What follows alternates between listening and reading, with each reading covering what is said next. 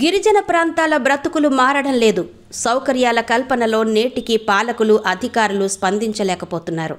ముఖ్యంగా సుస్థి చేసిన గర్భిణులు, బాలింతలు కష్టాలు చూసైనా ఎవరూ చలించడం లేదు. మువ్వల మేరీ అనే పీవీటీజీ కొందు తెగకు చెందిన బాలింతను అత్యవసర పరిస్థితుల్లో ఇటీవల 3 కిలోమీటర్ల మేర డోలీలో తరలించాల్సి వచ్చింది. సాక్షాత్తు ఏపీ స్పీకర్ ప్రాతినిధ్యం వహిస్తున్న ప్రాంతంలోనే ఇలా ఉంటే మిగతా చోట్ల ఏం కావాలంటూ గిరిజనులు ఆవేదన వ్యక్తం చేస్తున్నారు. అనకాపల్లి జిల్లా నర్సీపట్నం నియోజకవర్గ పరిధిలో గొలుగొండ మండలం కేఎల్లవరం పంచాయతీ శివారు డొంకాడ గ్రామంలో 29 కుటుంబాల్లో 170 మంది గిరిజన జనాభా ఉన్నారు. మువ్వల మేరీ తన 3వ కాన్పు కోసం సిద్ధమైంది.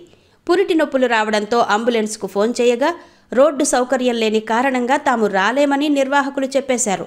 దీంతో డోలీలోనే ఆమెను కుటుంబ సభ్యులు గొలుగొండ ఆసుపత్రికి తీసుకువెళ్లారు. ఇంటి వద్ద పురుడైనప్పటికీ తదుపరి చికిత్స నిమిత్తం బాలింతను ఆసుపత్రికి తరలించాల్సి వచ్చిందని ఆవేదన వ్యక్తం చేశారు.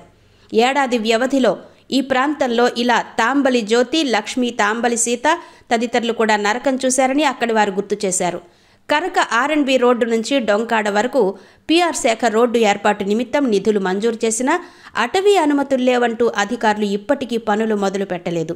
ఇదే విషయమై ఆ ప్రాంత గిరిజనులు అధికారులకు ఎన్ని మార్లు మొరపెట్టుకున్నా ఫలితం మాత్రం కనిపించలేదని గ్రామ పెద్దలు కొండ తామలి సత్యబాబు, మర్రి పోతురాజు ఆవేదన వ్యక్తం చేశారు.